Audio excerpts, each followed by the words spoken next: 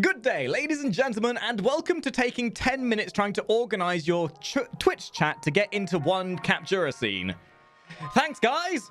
Otherwise known as a Warframe video. Well, ladies and gentlemen, it's finally happened. We finally have some new content to go along with Deimos. Arcana was dropped as of yesterday, and with it have come an array of new items, weapons, and certain systemic changes that are going to make Deimos a little bit more fundamentally enjoyable, and at least give us a bit more to work with until we wait for the Deimos boss encounter to come along. So, sit back, relax yourself, because in this video we're going to throw open the doors and see what this new update has brought with it and why this stuff is actually kind of cool and what you can look forward to. So just to give you a brief summary as to what's coming with Arcana and what you can expect on console when the update drops on those in a few weeks, Arcana is a nice systemic update to Deimos, and although it's not going to really be the most impactful thing on the planet, there are some nice cosmetics, guns, weaponry, and a new Necromech. So essentially, to get the most out of this update, you're going to want to revisit all of the vendors, so Mother, Father, Daughter, Son, and Otak, and also the Necromech vendor, to make sure you're keeping up to date with everything has been added,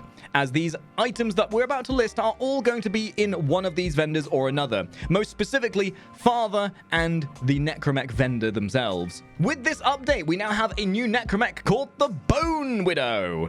Sounds like some epic death metal band, if I do have to say so myself. You can get the components and the blueprints for this from the Necromech vendor with Necroloid, and this comes with a new weapon called the Mogra rocket launcher. This new Necromech is designed to be a completely different playstyle from our previous Necromech counterpart. This will be entailing the use of a shield and a very heavy melee weapon. For those who are looking to get the most use out of their Necromechs and have something a bit more interesting to work with, this is going to be fundamentally amazing.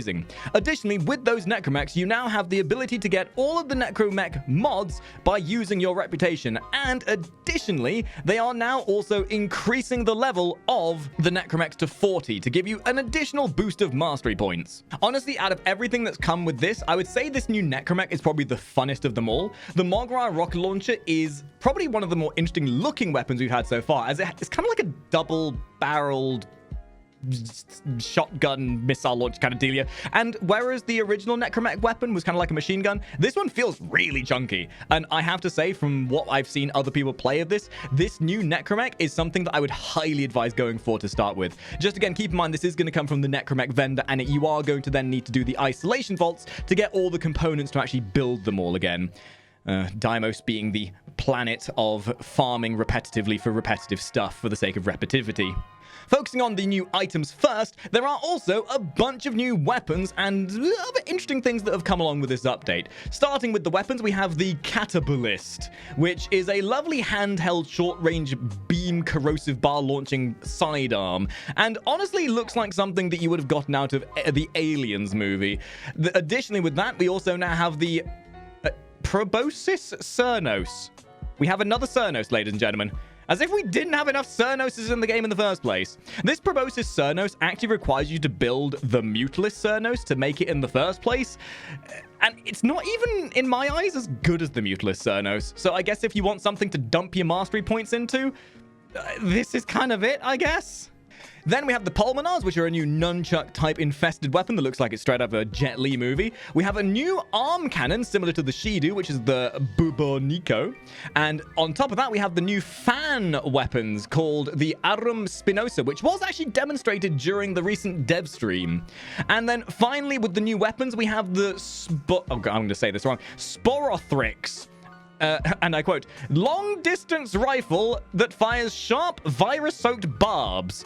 If that don't sound deadly, I don't know what does. But interestingly enough, this is one of the very few infested sniper rifles we have in the game, and honestly might be one of the most interesting weapons on this list. So if you're going to go for any of the new weapons first, I would highly recommend this one. Now that we've got done with the main weapons that have been introduced, there are a couple of other items that you should keep your eyes open for as well, including the spectacular, the dazzling, the slightly odd-looking Gara Collider collection, which is Gara's new deluxe skin. On top of that, and maybe not quite so pivotally, we also now have some new augments. Huzzah! It's only been, what, 4 months since we had the last pack? With this, we now have 4 new augments for Garuda, Gauss, Revenant, and Wisp. So we may have waited a little bit of a time for these augments to come in, but these are possibly some of the most impactful augments we've seen in quite some time. Starting with Garuda's, which is called Blending Talons. Seeking Talons augment, which will cause your Seeking Talons to perform a 9-meter AoE around Garuda. Garuda's Talons gain 100% additional combo count, chance when hitting targets affected by bleed status. This is an augment that will allow you to synergize very heavily and push the potency of what Garuda specializes in. It's not something that is going to be directly noticeable right off the bat upon impact, but it's something that will help scalability and also allow Garuda to have a bit more specialization in actually getting high power going right off the bat, and really helps push the idea that Garuda is a frame of tempo. The more you get into a fight, the stronger and more effective this augment is going to be. Gauss's augment might as well be called the Suckening. But no, it's called Mac Crash. Mac Crash will cause your impact shockwave to leave behind a vacuum that sucks in enemies within 8 meters. And then probably one of my favorite augments for this, even though I absolutely detest playing Revenant, is Thrall Pact. This augment is possibly the most impactful one we've seen in quite some time. You will gain 25% primary weapon damage for each of your active thralls. Oh my. That's a lot of damage, ladies and gentlemen. So if you're looking to use a weapon like a beam weapon or a weapon that has consistent fire rate, or maybe you're looking to have an even stronger hitting sniper rifle, this is an augment which will encourage you to always have thralls active. And in my eyes, is one of the most engaging augments we see on this list, making so that Revenant has even more power scaling than he's done before. And the final augment in this list is for Wisp. Yes, Wisp finally has an augment.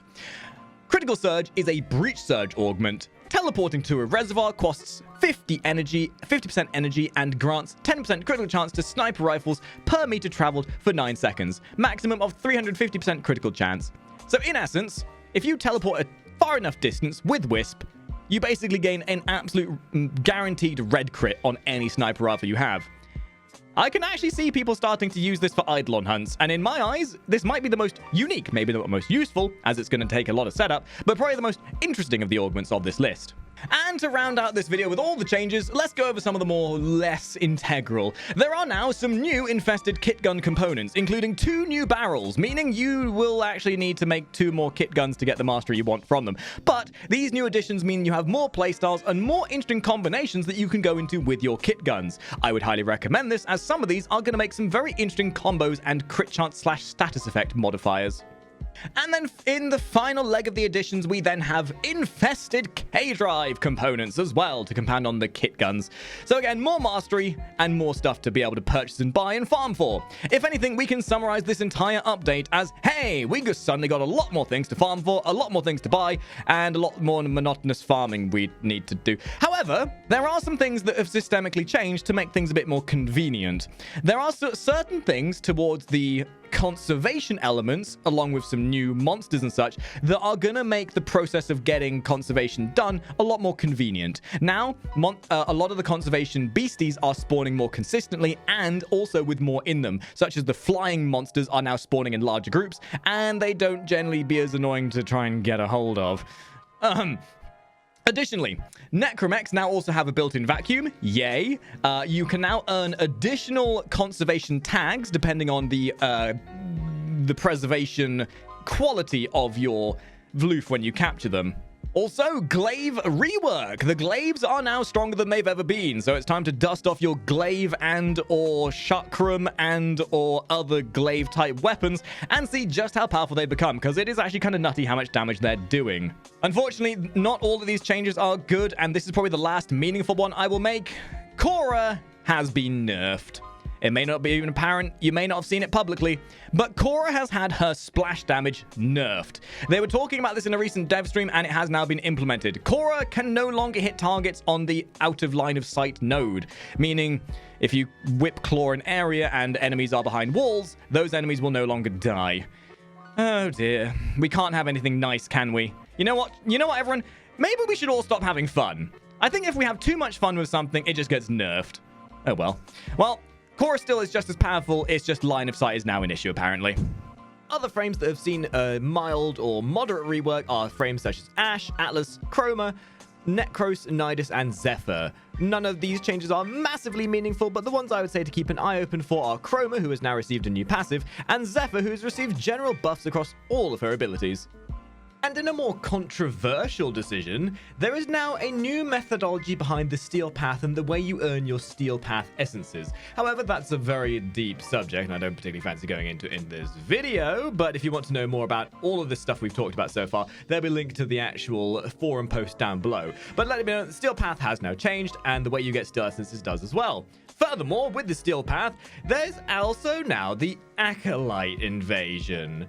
So essentially, the Acolyte event, you know, that good old thing that came around once a year where you'd get Blood Rush and Argon Scope and Maiming Strike. Yeah, that's now part of the Steel Path. And yeah, interesting. I mean, at least they get to reuse old content, and it makes the Steel Path a bit more unique to itself, which I'm always keen for. Now, I don't want to end this video off on a negative, so I'll end with something that I think is probably the most nice thing DE have done in quite some time. They've seen that there's a big old grind in this game, and they've now added something called Mend the Family, wherein you can take excess resources to Grandmother, that lovely old dearie, and trade them for tokens. Now, the amount of tokens you get and everything else are going to be quite randomized, and if nothing else, this serves as a great way to hybridize your farming of your tokens. So if you feel like you've run out of tokens through the direct trading methods, you can utilize this with your excess resources to get more tokens and hopefully reduce the length of time it takes for you to farm all these tokens you're going to need, because tokens are apparently the main capital thing here, and tokens are just tokens. I hate tokens!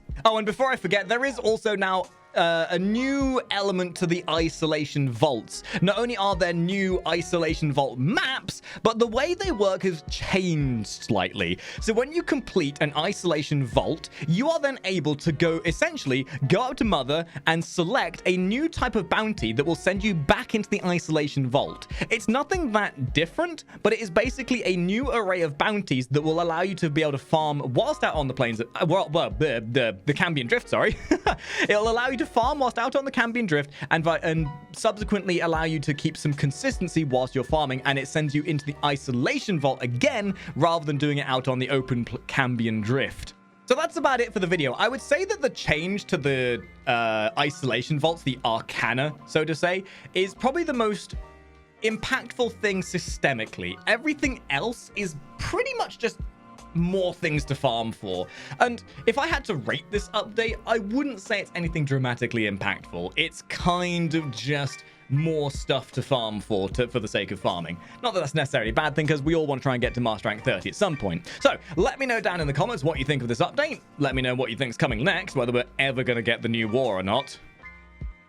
And I will hopefully see all of you top hatters in the next video. Ta-ra!